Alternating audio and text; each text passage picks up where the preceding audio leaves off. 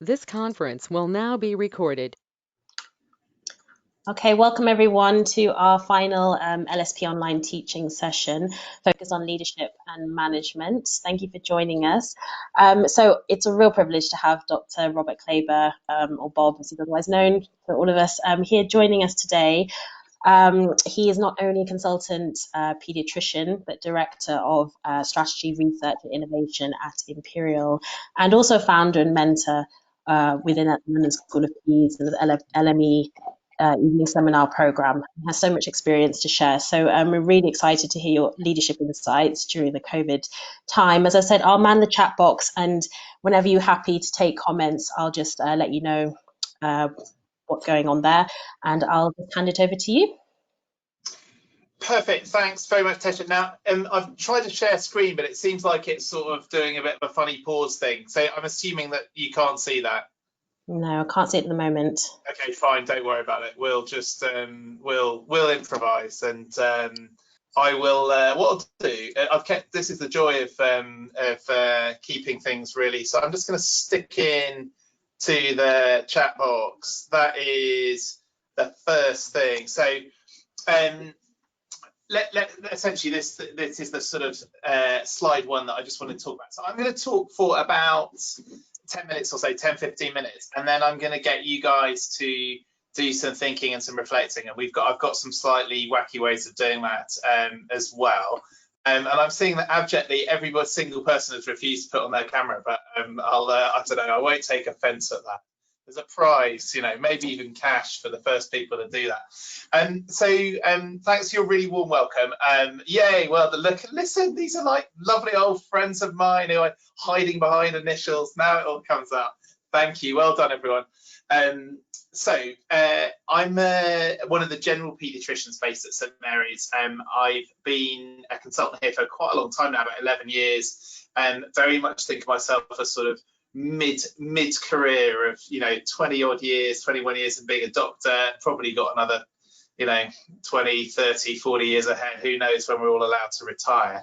And have a long interest, in those of you who know me, around learning and how people sort of grow and develop, and that's been a sort of really important thread for me. So when I was learning how to be a paediatrician through my training, I very deliberately spent time trying to learn and understand education theory, and particularly about non-clinical learning. So how do teams work?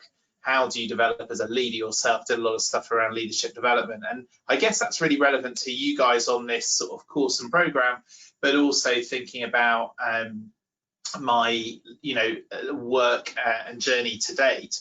So I started as a consultant in 2009 and got involved in all sorts of things within a department, general paediatrics within children's services, and then pretty quickly found the playground that was a big trust with lots of different things going on, quite a fun and interesting place and space to play and do stuff.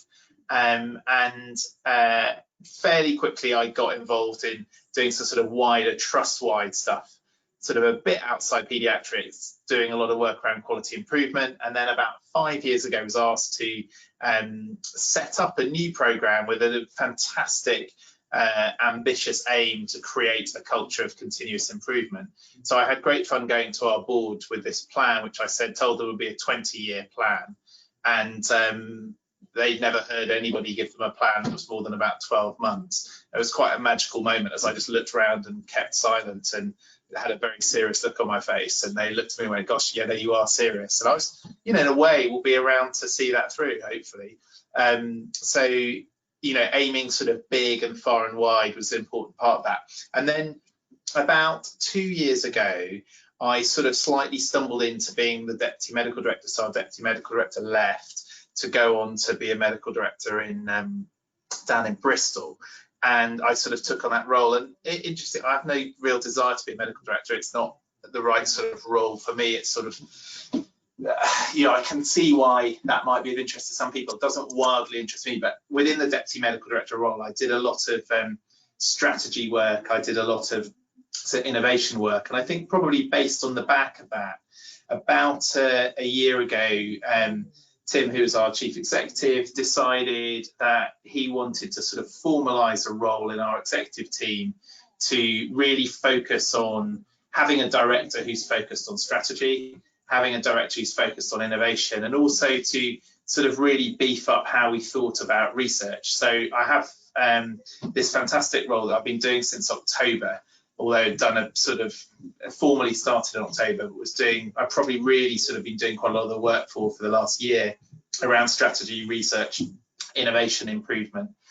So ridiculous, infinitesimally big amount of stuff to go and do. So there's probably something a little bit about my personality about how you cope with that and how you deal with, the concept of I will never ever get to the bottom of the to-do list. I probably won't even get a tenth of the way down it. So how do you live with that in a way that you don't go completely bonkers?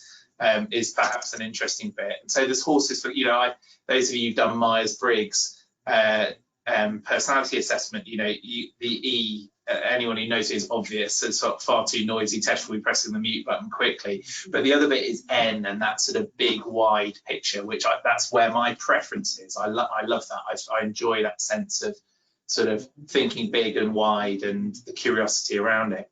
So that has been a really fantastic role. I still feel ridiculously young in my mid-40s, and so far too, I have no desire to sort of give up doing paediatrics, although the ask on my time on this stuff is absolutely huge.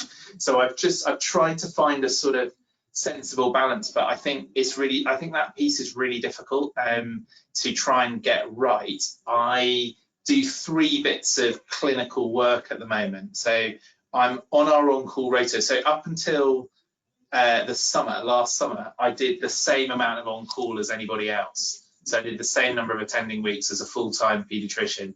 That got really difficult being on the executive team because attending weeks and things, they're so full on, and to do them well, you need to be present and you need to be around, and trying to be in 2 places at once too much is a problem. And I think when one of those places is clinical, I think you're in trouble. So those of you who've worked with me clinically, I hope would know and say that I'm absolutely around and present. Now I still have to wheel off and get hauled into stuff, but the clear thing when you're on call or you're attending, you are on clinically, and everything else has to wait, even if it's the chief exec. And I have that very clear in my mind, and so that's easy in a way to deal with, because you can just tell people. And if your chief exec phones you and you're busy with a patient, you're busy with a patient, and if he or she's got a problem with that, that's their problem, not yours. So I'm, very clear in my mind about that stuff, which then means you don't worry about it too much. But you've got to try and get that piece right. So since October, I've basically been doing half the full-on calls, and I made a decision to keep the weekend half because it felt like the least way to stitch up your colleagues. So one of the problems, so it's great in lots of ways. I go off and do all this stuff. It's not, I'm doing it because I want to try and make the biggest possible difference. It's probably really helpful to us as a paediatric department that they've got somebody on the executive team who's a paediatrician, and that doesn't happen very often.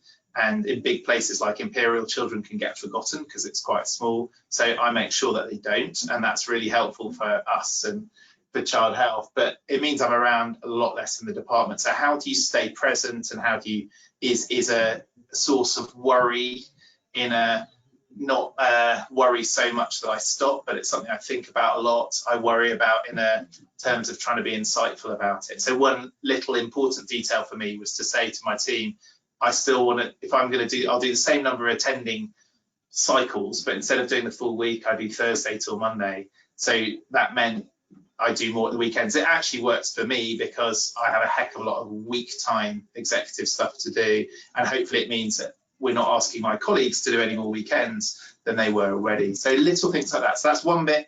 I do a lot of integrated care stuff and going out and doing the hub clinics, the Connecting Care for Children, MDTs and hubs. And I've also been doing some sort of evening Grenfell related work that again works well because I can sort of fit it around other stuff. But realistically, I'm spending about 3/4 of my time doing non-clinical executive based work and about a quarter doing clinical, and the whole is quite a lot of hours. It's not like 3/4 of 40 hours a week. It's probably near a double. And I love work, and I'm a hard worker, and I get a huge amount out of it. So I don't need a medal or overtime payments. That's how I see the job, and it's an extraordinary job, and I've sort of genuinely am sort of yet to meet anybody who has a better job. So that's pretty cool. So that's a little bit about the sort of work. So I just want to reflect a bit on COVID, because I'm going to get you guys to do the same a bit on it. So and without going into too much detail around what the different bits of my executive role, but you have a sort of portfolio of things you've got to focus on. So for me, the organizational strategy about how do we take a much more strategic approach to research, how do we bring innovation systematically into the trust, and how do we continue to drive this culture of continuous improvement. So they were the sort of the day job bit, plus you're there as part of a team, so you have to deal as a team with all sorts of things that come along. So when the challenge of COVID comes along, that was about how do we as an executive team really stand up together as a team to deal with extraordinary rapid changes. And you guys will have all, in your own different ways, some of you incredibly immersed, others somewhere in between, and others slightly sort of watching because you may be shielding or all sorts of different reasons, sort of watching things happen around you and hearing closely from colleagues. So we've all had very different sort of experiences. For me, at a personal level, it meant a little bit of pediatrics in terms of clinical delivery and doing my share of the on-call piece. It meant looking quite closely at some of the pediatric changes that were happening very, very quickly to the way services were delivered. It meant a little bit of adult medicine. So those of you know St Mary's, well, we ended up, the ITU guys, PICU did an extraordinary thing and changed their PICU into an adult intensive care, essentially sort of 15-bedded adult intensive care, which was absolutely extraordinary. And the general peds team, we're really led by the nurses who were just superb, but we turned Westway, which is our day case unit, into an adult, effectively COVID care of the elderly stroke palliative care ward. So we as a pediatric team had to learn how to look after adults again, and that was interesting, bit stressful, but actually when it really came to it, you realize what care is all about, and it's about kindness and compassion and listening and being thoughtful and asking for help when you don't quite know what's going on. And actually we found ourselves to be pretty good at that sort of stuff. So that was a really really interesting and amazing thing to do. That was a little bit of my time. Most of it was taking a big strategic role that I have and really getting rolling sleeves up and thinking about the operational piece and some really, really hard and fast things. So realizing when suddenly shops and restaurants and cafes and everything close, this is a sort of Friday afternoon thing, policy suddenly changes, lockdown comes in, and you think you've got a bunch of staff working incredibly hard over the weekend and they have no ways of feeding themselves. So that is this time on a Friday, and that's your problem you've got to sort out for tomorrow or for tonight, really, the night shift. So that sort of stuff came very, very, very fast and required people to think and make stuff happen. There was something about how we moved. We have a sort of divisional structure that, if you like, it is cross-cutting across specialties, a division of medicine and cancer and surgery and one of women, children, investigative sciences. We very quickly moved on to a site-based leadership where you're there in place. So St Mary's and Charing Cross and Hammersmith are the three big trusts that sit within our group, but also the Western Eye and Queen Charlotte. So we got into this hard, quick site focus, and that helped get some sort of what gets called sort of command and control type leadership. But one of the things about that is the way to get stuff done is through people, is through kindness, is through all of the sort of human methods that we need to try and use. So that was the sort of, I guess, where I put up here about what the leadership ask was about stepping into that. So a couple of things that I took on really quickly. So one of them was absolutely massive, and that was a conundrum that became really clear to me on the sort of first Sunday when COVID was just starting to really properly, we were watching Italy having desperate trouble and thinking this is a couple of weeks from us, was trying to learn about what this virus was all about. and I'm, you know, pretty good at reading fast and quite light touch through everything that's going on. So I guess general peds, being a good generalist, you've got to keep, you know, I've got a good, you can talk to me about most things going on in the world and I know a little bit about it and I can have some. And so that was my sort of approach to life, really. COVID, we need to rapidly learn. And I found myself at a personal level just not being able to keep up. And I spotted something really extraordinary. So as an example, and I won't name the trust, but one of our neighbouring trusts, in a sort of, there was lots of sharing of guidelines. The very early bit sort of put a guideline out where there was hydroxychloroquine was part of the guideline to treat COVID. And at the time, there was quite a bit of stuff going on Twitter, and the French guys, French and Italians, had published cases, about 22 cases. And what you worked out was people were sort of making these guidelines because of a sense of panic and needing to move fast, based effectively on a few things in Twitter and a, you know, a preprint, unpeer-reviewed case study. And the thing that I was very, very clear about, and I think I've had really amazing learning that's going to shape the rest of my career on this. You remember at med school, we all sort of get pummeled a bit by evidence-based medicine, and it sort of seems conceptually a really important thing, but we probably don't talk about that enough. I got very clear in my head in the week or so before COVID landed, is that if we were going to ask we've got 13,000 staff here, if we were going to ask our staff to work incredibly hard at a stretched pace, ask them to do things they've never done before, we need to make sure we were providing them with the very best possible guidance and evidence, but in a way that was really helpful. So I did quite a lot of work to really connect up research, ethics, evidence-based medicine, guidance, and to translate that. So working with Julian, who's our medical director, we basically set up a series of groups. So at the heart of it was 2 decision-making groups. So one of them was a daily 3:30 meeting, which we called our clinical reference group, where any change in a guideline, a pathway, a way of working, ENT surgeons who wanted to use a different type of PPE, whatever it was, had to go through that group. So daily, real sort of pace to it. And it was a fantastically clever way to, we didn't really know it at the time, to make decisions really quickly, but to, because of teams and these sort of things, you can get lots of input in. And we wanted to make sure that the newest and best possible guidance was coming into that. So we have a group, a working group, who are going off looking around the world at what's going on. I set up a fantastic little group, which Liz Lightstone, who's a very senior renal consultant, absolutely amazing lady, set up, and we managed to recruit a whole bunch of PhD students whose PhDs were cancelled.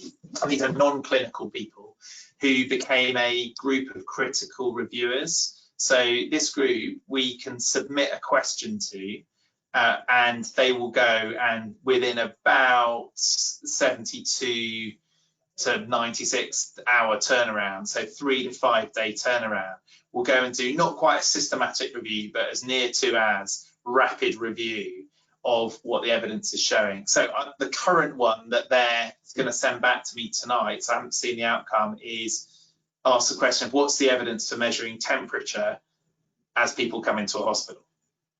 Is there any evidence of that? So it's being talked about, and we're sitting there in an executive team, got to make some decisions about, do we invest in thermal imaging at the front doors? Do we make sure that every member of staff and patient coming in has their temperature measured? Is that the right thing to do? Well, what's the answer, Di? Well, the answer is we don't know. So let's get some rapid evidence to see. Now, the evidence may say, actually, the evidence is mixed, we don't really know. Well, that's fine then, we can make a decision based on that. But I did not want to look junior staff in the eye, people who we're asking to work in a different environment, without saying we have worked as hard as we possibly can to be a research-driven organisation that's giving you the very best possible evidence.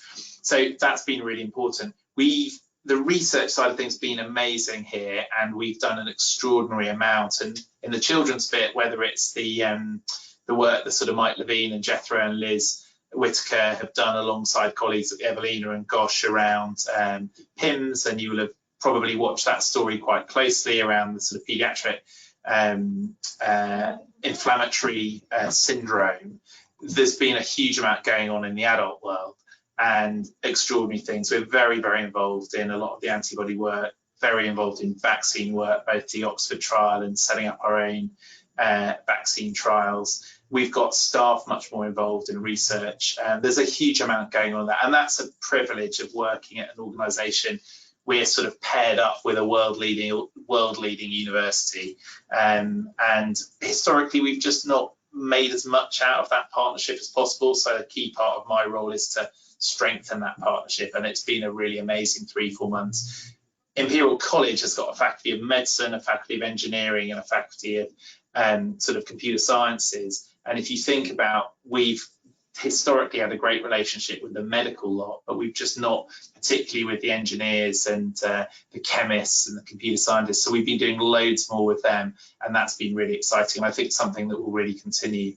The other bit was about ethics. So we set up a group, as many hospitals did, where 24/7, if you hit a conundrum, you can phone up a manager who within 30 minutes will fix up a conference call for you with 3 other doctors to have a conversation about your ethical dilemma 24/7. And then you look and think, hang on, what if I was running a hospital, why on earth wouldn't I have that facility on all the time?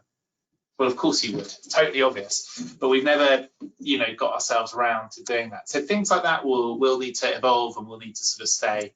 So the learning from this has been absolutely huge, and there's a really interesting moment where I've put here about the prize ahead is, I guess I've long been somebody who's been quite, optimistic and enthusiastic about what we do in the NHS, but also sort of realistic and aspirational to do things very differently. So, let's take the story about health inequalities and look at, the tragic and extraordinary things going on this week. Just remind you really about purpose, about what are we really here to do. And I think the devastating thing about COVID is it's shown us, and will undoubtedly and tragically have exacerbated the inherent inequalities we have in our society that exist already. And it's sort of shameful that we don't pay enough attention to that. I, for one, am not prepared to go back to a situation where we don't. If you look at the way services have been commissioned over the last 10 years, they have absolutely nothing to do with need. They're commissioned based on the demand and supply. They're commissioned on, last year, X thousand people came to A&E, so we need to set up services for X thousand people to come next year. We want you to try and reduce it by 5%. I mean, it's just nonsense in terms of trying to run a system that is based on need. So we need to really think very hard about that. There's a big, big prize now, because if you think about how hospitals were funded through payment by results, which is nothing to do with results, it's all about their activity. Everybody's been put on this block contract, which is effectively a way of saying, here's a bunch of money to get on and run your services. We're not going to measure you on each episode of care.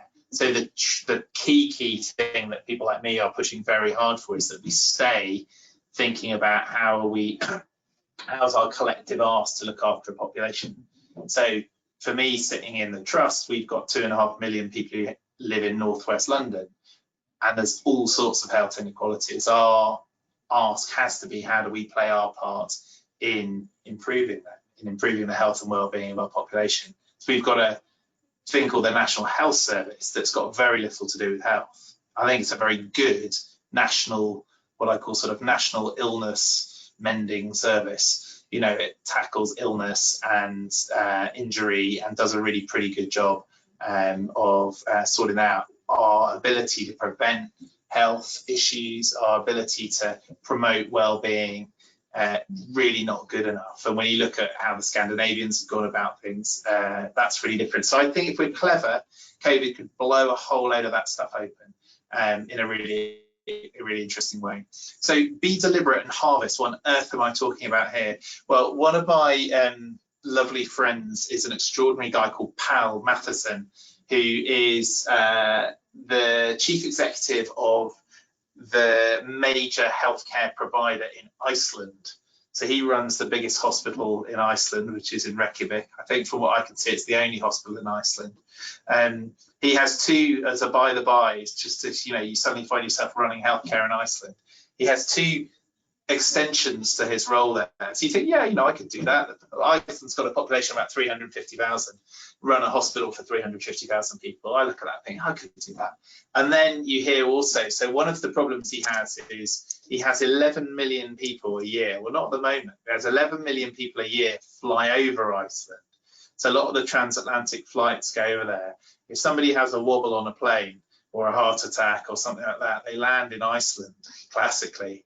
So they have to look after them. And then if you think that's not a bit of a conundrum, he also runs all of the tertiary healthcare services for, are you ready for this, drum roll, Greenland, which is, you know, a ridiculous continent size. They've only got about 60,000 people. But so he runs, for example, the neonatal retrieval service. If you have a little preemie baby born in Greenland, they get retrieved into Iceland. Anyway, this is the background to a wonderful guy. And why Iceland? Why are they interesting? Well, Iceland, you remember 10 odd years ago, and you guys will have been, you know, students and of some description when the financial crisis hit. And it definitely hit us as a country in the UK in a big way. But probably the country more than any other in the world that it hit in a massive way was Iceland, and absolutely devastated their economy in a way that, you know, we did a totally different proportion to us in London, in England. And Pal told me this amazing story about a month ago where he was reflecting on how 10 years previously, what had happened is Iceland got through this crisis through a real sense of innovation and thinking and doing differently, and a lot of the stuff that we've all been up to over the last couple of months. And he said he remembered this moment. It was sort of maybe about the equivalent moment to us a couple of weeks ago, where there was a sense of real excitement and opportunity about what might happen going forward. And he said, you know, people were going, wow, the world's going to have changed and we've got all these new ways of working and this is all going to sort of stick. And then within a few weeks, it had largely all gone back to normal. So his reflection was the two things they didn't do then that we absolutely need to do now are these things about be deliberate and harvest. So let's just unpack them a bit. Be deliberate is about a leadership piece, about being very deliberate about which things that have happened do you want to carry on doing. So let's take a really small example. You may have worked out that doing doing webinars. I'll give you one that's relevant to us yesterday. So we've done executive and chief exec engagement with staff historically by, you know, doing a fortnightly talk in a lecture theatre that rotates around our sites, and you get like 20 people in on it, and probably 15 of them are only there because they want to sort of be seen, and you know.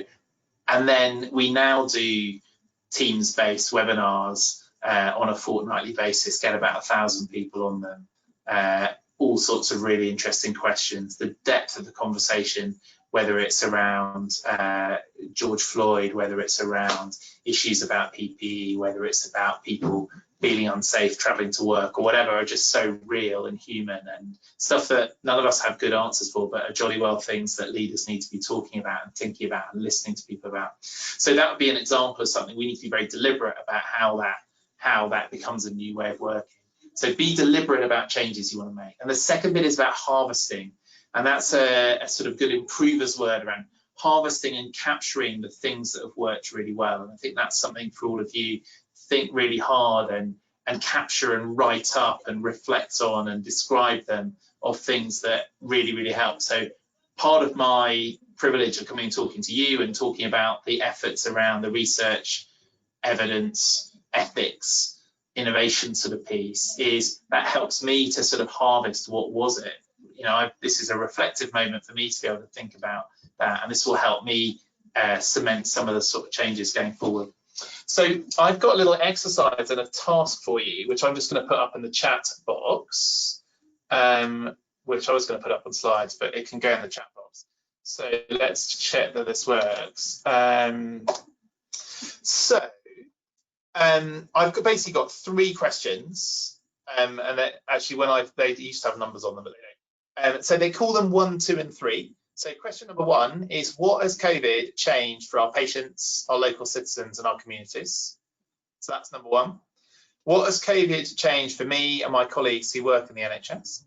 And you might want to go really personal on that about what it's changed for you, and that's completely cool. You might want to cover colleagues as well, or you might just want to talk about colleagues. And the third question is, how might this need to change our emphasis and focus about how we provide health and care in this country? So what I'd like you to do, and I'm going to give you 6 minutes, which basically means 2 minutes per question, is to, in the chat box, just put like number one and just write a couple of points about number one.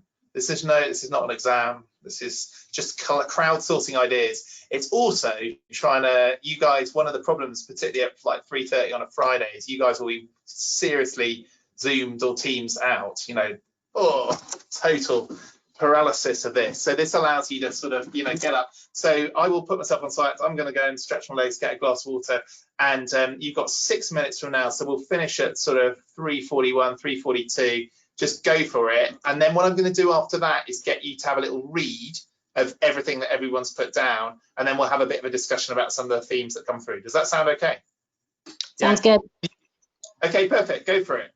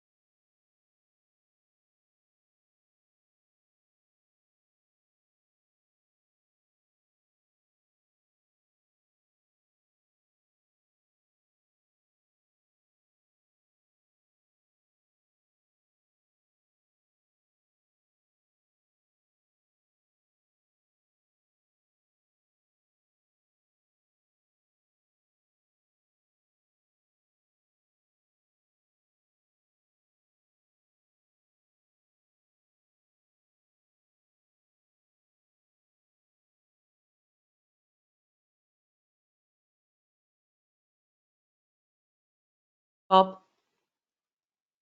Bob? Hello? Hello, hello. Hi.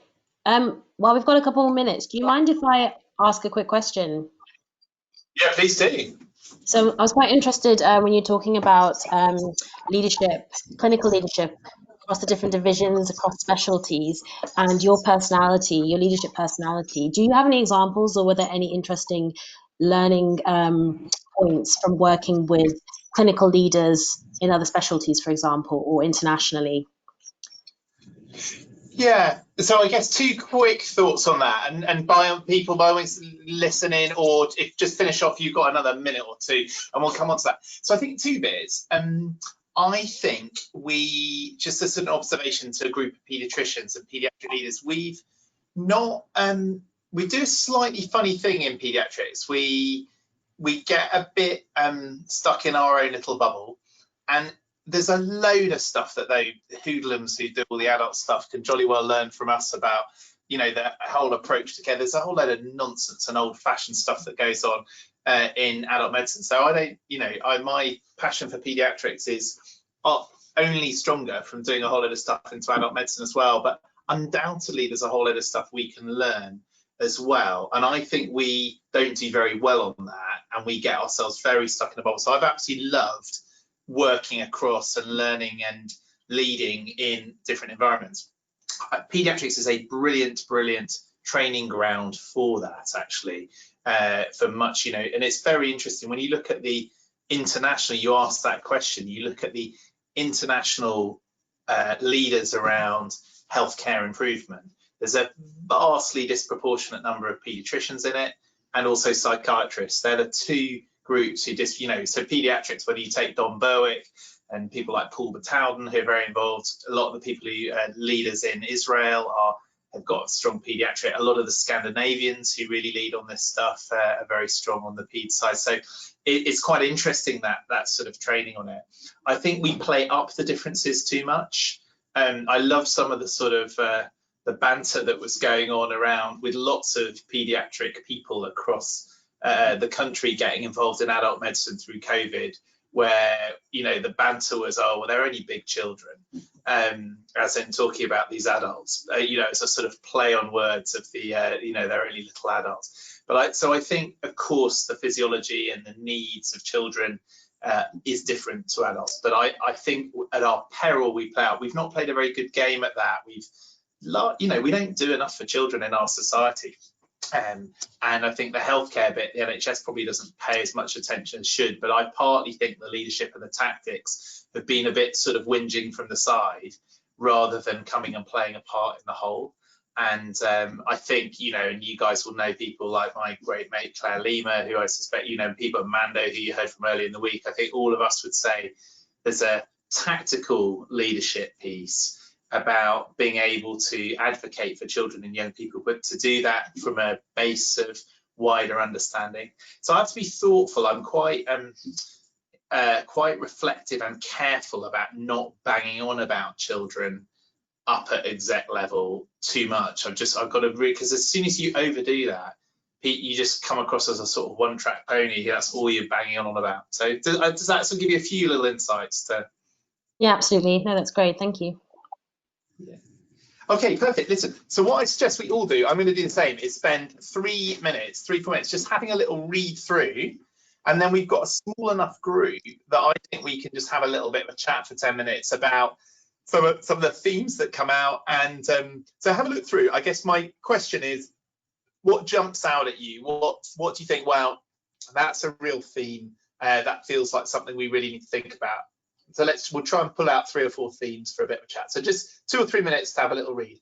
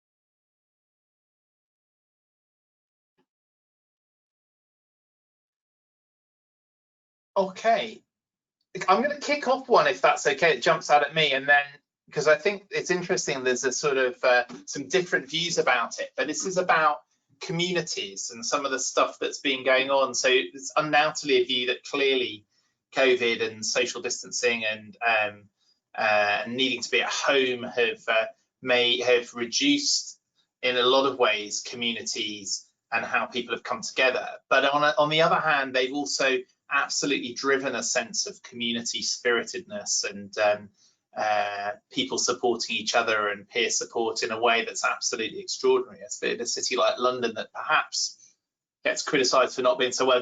Any thoughts on that jumps out at how we might tap into that? Why there might be something really important in that going forward? Feel free to unmute and get involved. We're a small enough group to chat.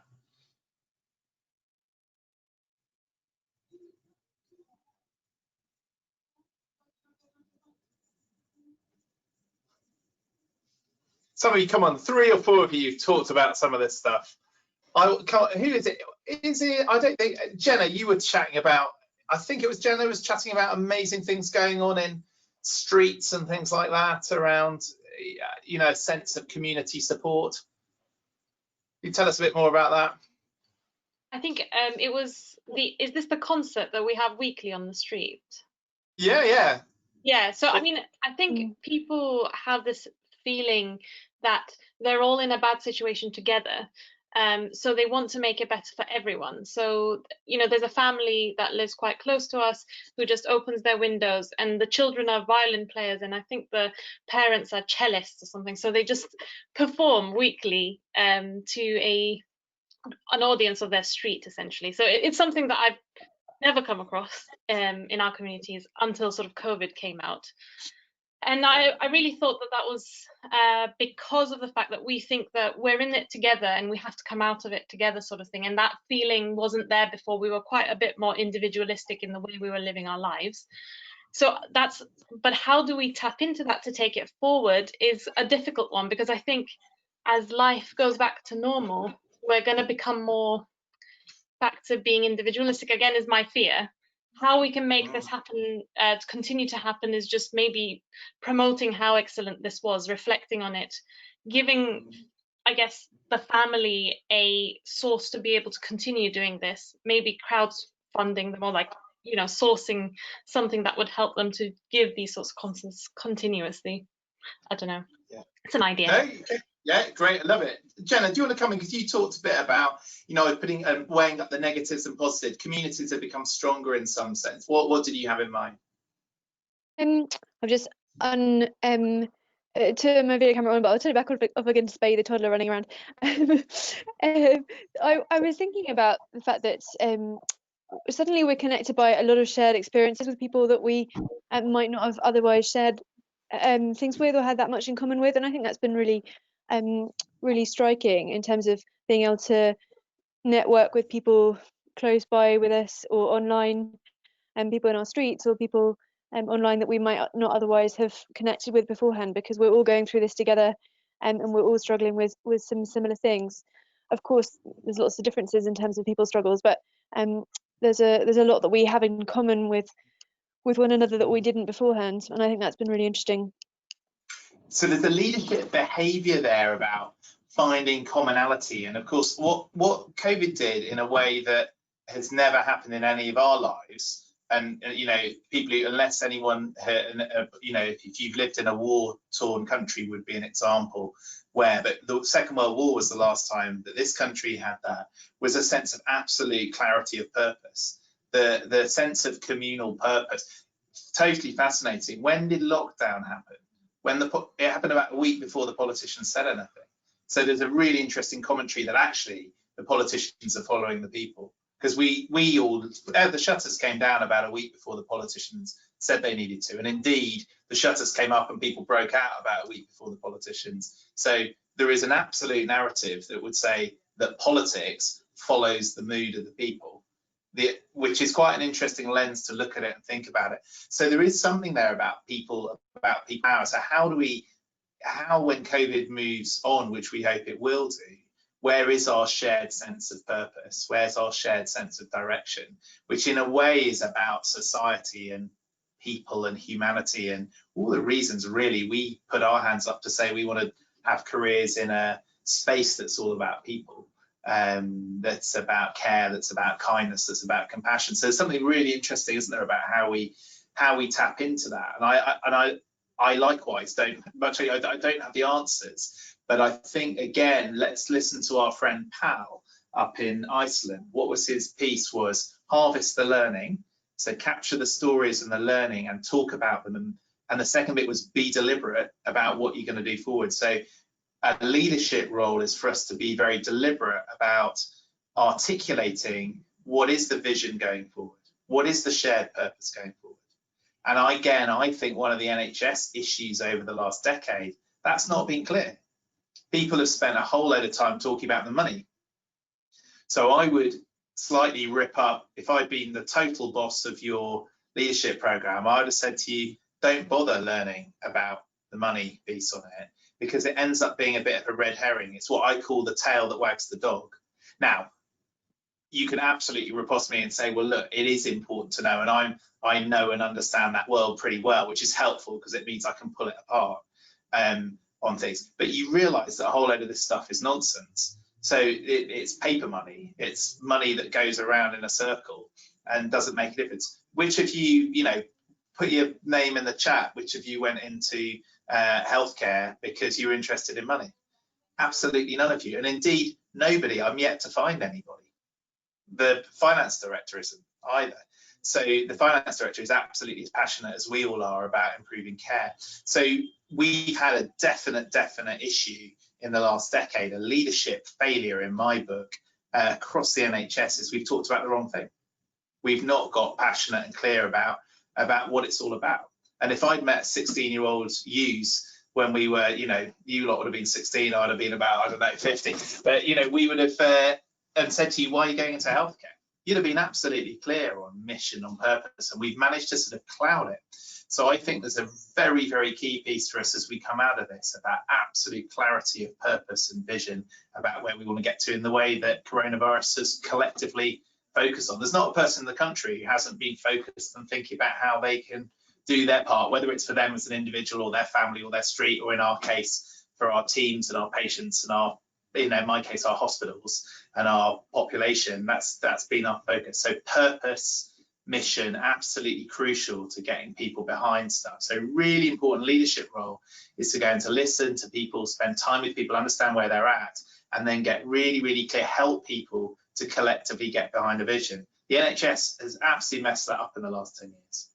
They've not talked about the needs of our people who we're here to serve. We've talked about all sorts of crazy stuff, mainly money. And you've all done it. You've all fallen for it. Well, me too. We'll get in it. So really, really important. If you, I think, do one thing going forward around this is really talk about what is this all about?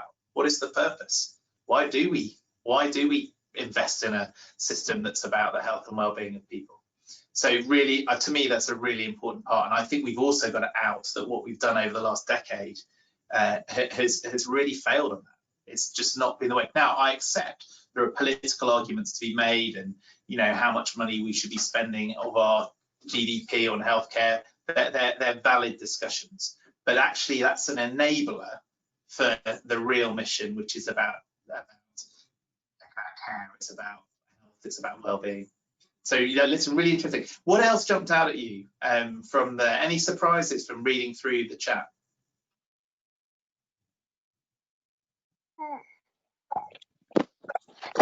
No, don't press that button.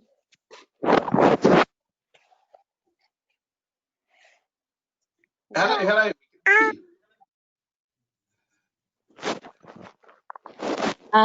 Is Rachel there? I think she made a really interesting point, her number 3 point about increased focus on verbal communication skills and less reliance on non-verbal communication skills. I just think that's so powerful, because I didn't really think that I could do all these Zoom meetings with my family where we're all baking in our respective kitchens. Don't like baking anyway, but being pulled into that, it's just it's just something that I'd never really thought about before, and I'm sure at work we've all had similar experiences. And certainly in terms of how we are communicating with our patients, it's just forcing us to think naturally about how we diagnose pathology, how we follow up patients, what's really important in terms of our interaction with patients and their families. I don't know if Rachel wanted to expand on that. I made it where the plants grew big and tall and close together. I knew I was going to make it. Nobody will ever find me. Tesha, can you mute Nisha by any chance? She doesn't know she's trying to see who has their mic on, and it's not quite coming up on my screen. I think. Oh. Sorry, guys. This is where. Oh, she's gone. Oh dear. Okay. Okay, she's back. I'll just put it in the chat. Rachel, can you Rachel's pause, I think, when she was just about to come in and say something. Oh, I'm so sorry. Rachel, hello. Sorry, I got disconnected. I wasn't avoiding the question. That's all right. It'd be lovely to hear from you. I agree. I thought it was very. Tell us a bit more about what you were thinking. So, as some of you who are working at Mary's might know, I've mostly been doing telephone consultations for outpatients, and it's just become increasingly more evident to me how how your words can really be construed in a certain way by parents, and how the lack of eye contact, nonverbal communication can really, I don't know, it's just a different way of communicating, and it takes some getting used to. And it hasn't been, I think we're very good as professionals at adapting to these challenges, but it's certainly a different way of working, and that's what I've found, at least. And thank you. And listen, the trick for me is about being insightful about these things. And, your beautifully thoughtful, reflective approach to it will be you're just reading the second bit where you're sort of worrying about the sort of the litigation piece on it and all of this side. The fact you're worrying about it and thinking about it makes me feel deeply calm that you will be very, very safe and thoughtful about how we use words. It's really interesting. I guess one reflection I would make is your conundrum has always been there. Now, okay, you can, feel that eye contact and things like that, but how we use words when we sit down and writing emails back to GPs, this is all about how we hold risk. It's about how we transfer risk to people. So really insightful comments. Again, it feels like awareness, practice, thoughtfulness, trying to get feedback from people on it becomes really key. The other big safety net on those particular things is about making yourself available. So I think there's a really important leadership piece there. And indeed, it applies to leadership of being a clinician is being available to people. And that's about a time thing. And if people get in touch, about getting back to them. But it's also about being approachable, about being kind, about, many of you have come across my sort of very strong feelings about use of first names and trying to lower and flatten hierarchies. They become really important. This is about power, essentially, and the relationship between clinician and patient is about power. And we've built an NHS emerged out of 1948 that was all really around the power of the professional. And the trick for us lot is to really seed that power to a greater good. And I think many of us can see that, but some people feel very threatened by that and anxious about what's that mean for them. But none of us went into this because it was about us. So tell me if I'm wrong. Listen, Tesha, I need to go and dance on something much less fun and interesting. I've got to do some stuff about staff testing, which is an area of relative expertise of mine now. So happy to tell you about the different antibodies that you can use, but I better leave you to get on as well. But I hope that's been helpful. Hugely helpful. Thank you so much. Unless anybody has any more comments, I will end the session there. Thank you, everybody. Today's been so interesting. We could continue to talk for hours about this. And it will be on YouTube. Please give your feedback. Please do the learning packs. They're really well put together. Thank you again, Dr. Klaber. We really appreciate it. I'll let you get on. All right, take care. Bye bye bye.